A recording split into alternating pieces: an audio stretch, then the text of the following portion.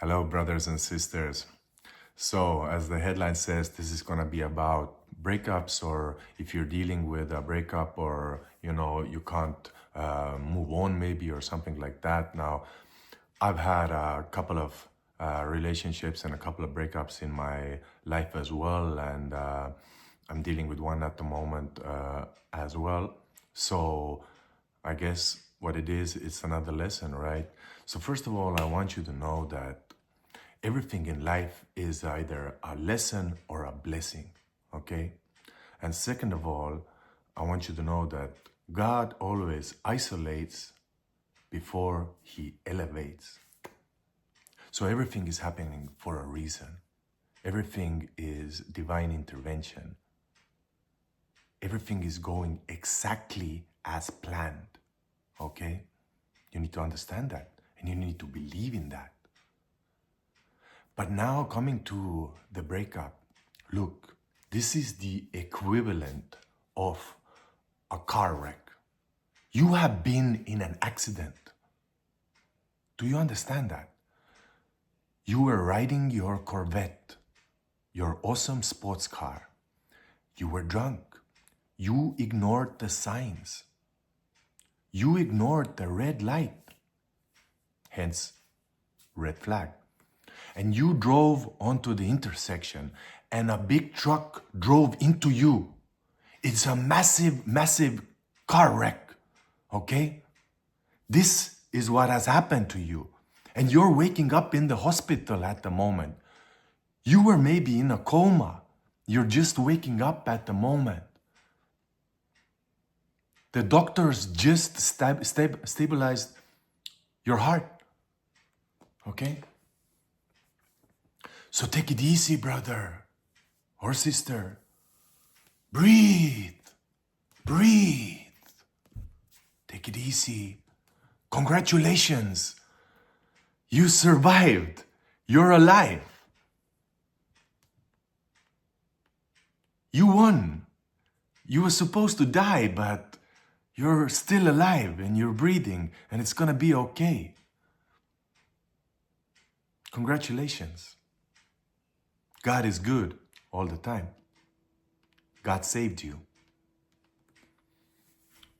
So now, when we understand that we've been in a car crash, there is no rush. There is no rush. Mourn your loss. Your bones are broken. You need to heal. There is no rush anywhere. I know it was your favorite Corvette. What an awesome car. I know. The car is a wreck. It's not salvageable. There's nothing we can do with the car, and you were drunk. And you drove onto the intersection under a red light. So the insurance is not going to pay for the car. I know you put probably all your money in that car or whatever. The car is gone. But the most important thing is that you're alive, okay? And this is a very hard lesson for you, but it's a lesson that you have to learn. It's a lesson of maybe you should mature mentally. You're not the youngest maybe anymore, okay? You cannot be a boy racer or a girl racer, I guess. I'm speaking more from a man's perspective, but I hope I can relate with women as well. Look, you cannot drive a Corvette forever. You cannot drink and drive forever. Time moves on, you're getting older, okay? I know that Corvette was awesome, but that Corvette was not gonna be suitable to go for a round the country trip or go hiking for a week in the woods. You know, it's a Corvette, it's a show-off car. You know, it's not a safe car. You can't put 3 babies behind the backseat of a Corvette, your offspring. It's not practical, right? So what did we learn from this? So are we gonna buy another Corvette? Or just maybe did we mature now and maybe we're gonna look for something a little bit more reasonable, something that suits for everybody, something that suits for your future family maybe, okay? There's a big lesson in there. Everything is a lesson, right? But for now, you're healing. Your job is to heal. Mourn the loss of your car. Understand that another step needs to be taken. You need to start slowly walking again, step by step. You start going to the gym. You start taking care of yourself. Maybe you grab a good book to read, a self-educational book. Doesn't matter, it can even be something fun. You start healing mentally, physically. You have learned a big lesson now.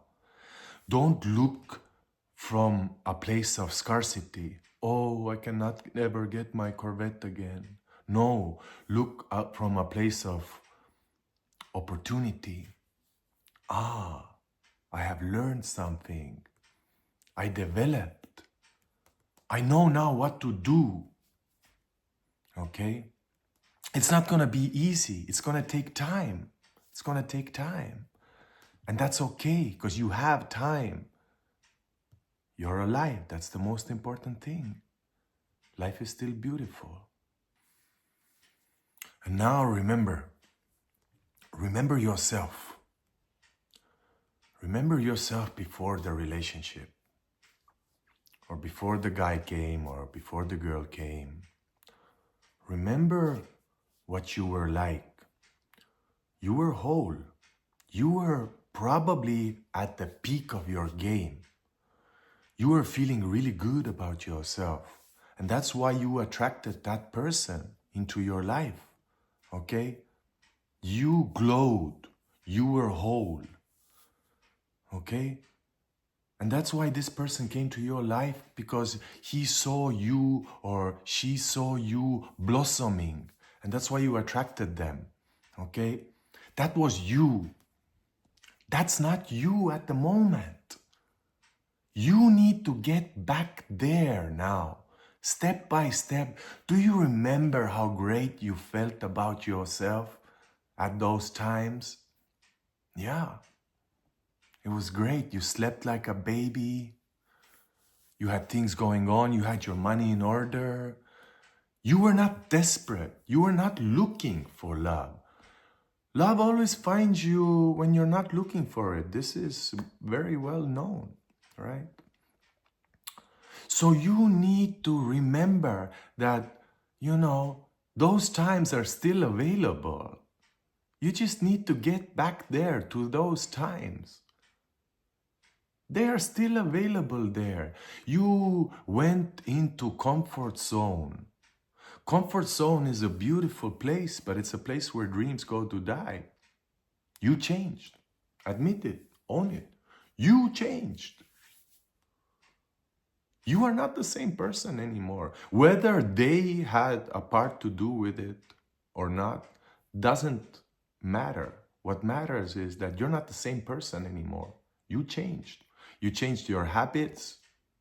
Maybe you changed yourself as a person even to accommodate someone or whatever reason it might be. Maybe you got lazy. You got comfortable. There's many reasons. But the fact is that you changed. Now you need to get back there when it was working for you.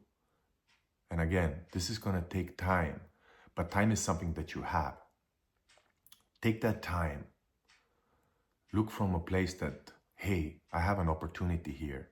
It's not going to be easy, but we don't do things because they are easy. We do things because they are hard.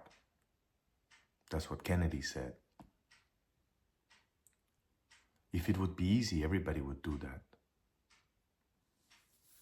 So look from a place of opportunity. You have a chance here to grow, to get to a new level, to maybe find something that is safe. Maybe you want something safe now. You have to look into yourself as well. Maybe you have childhood trauma. Maybe you reject safe. Maybe you know that, something volatile is something that is familiar to you, but that is for another topic, right? Subconsciously, you can choose something that is, not healthy because this is what you saw in your childhood. Maybe your father left you, or maybe you were abandoned when you were very young. Maybe your mother said that, move out, or maybe your parents were fighting a lot. I don't know. But maybe that's something that you learned, and now this is what you want, this is what you know, this is what feels like home. So look into yourself as well. I'll admit it, my parents fought a lot, and my 2 last relationships, I have chosen, something similar to what felt like home, right? But now I'm truly feeling that, okay, like I understand now. And something that, safe love seems boring. There's no action, there's no drama. Have enough lessons, and safe love will start feeling something that you really desire. So I have an opportunity now. I know what I want. This is how you work on yourself.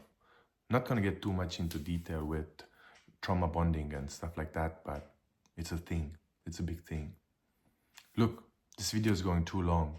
All I can say is this, that you have time. Work on yourself step by step. The world is beautiful. You just have to open your eyes.